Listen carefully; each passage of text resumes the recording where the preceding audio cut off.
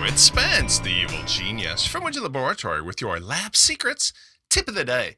Well, many of our customers are building business related niche social networks using the lab secret solution.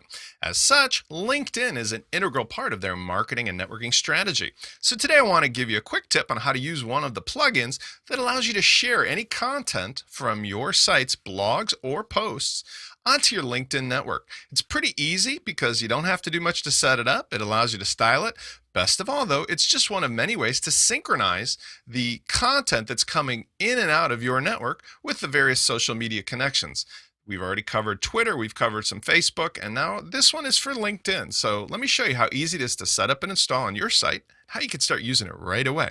All right, so first of all, I'm at my Lab Secret Solution demo site where I've created a basic blog post. And now I've already installed the widget. Let me show you how it works first, and then I'll show you how to set it up. So when I click through on this, you'll notice that I've got up in the upper right corner a very special little icon, which is for the LinkedIn share button.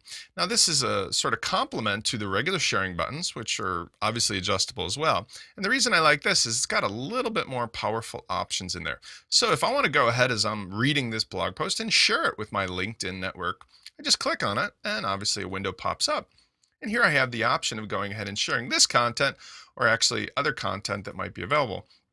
What I can do is go ahead and either post it to my updates, my wall over there, and I could say anything I want, like, wow, this is a great article. And this should be familiar to anybody who's ever used any of the posting options. You can make it visible to anyone, your own connections, or some more details there. Likewise, you can synchronize it right here over your Twitter, because that's something I've got turned on in my LinkedIn profile. I can post it to groups if I want. Let me shut that down so you can see it. And I can also choose to send it out to individuals on my list. I can go ahead and start typing their name, and if they come up, I can go ahead and send them a message, etc. Now, when I'm ready to go and post it, I just click on share, and that'll be sent on over to my LinkedIn profile in any of those or all three of those spaces. Very handy, very specialized so that it optimizes the LinkedIn sharing capacity. Now, let me show you how easy this is to set up and a couple of the options that you have. If I go on over to the admin dashboard, you'll see that after I've installed the widget, I should say installed the plugin, it'll show up in my settings menu under LinkedIn button. And the options are pretty straightforward. You can decide to display it only on posts, or you can display it on pages. You can display it on posts on the home page. Now, this is going to depend on your theme, because this will basically show up in a spot that if your theme doesn't have the standard layout or the standard template, it might not show up. Not a big problem. Displayed on posts in the archive listings and also in your search results. If you notice down here, there's a little bit of a code. So if you do have a custom template and you're using, for example, our Woo themes, and it's not showing up on the home page or in another area where you want it, not a problem. We just go ahead and grab this code. We pop it into the template wherever we want it, and it'll be good to go. So for today, let me just show you the options with the standard. On the post itself, you have three button styles. Go with the gray over blue, the blue over gray, or as I did, the all blue.